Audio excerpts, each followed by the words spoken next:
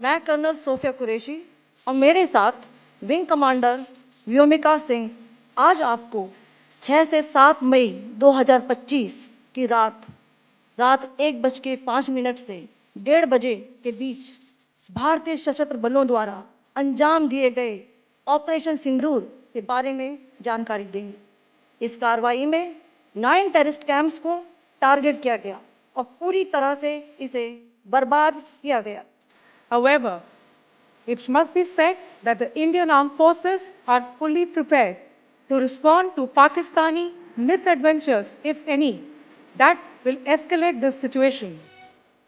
Jai Hind and thank you very much.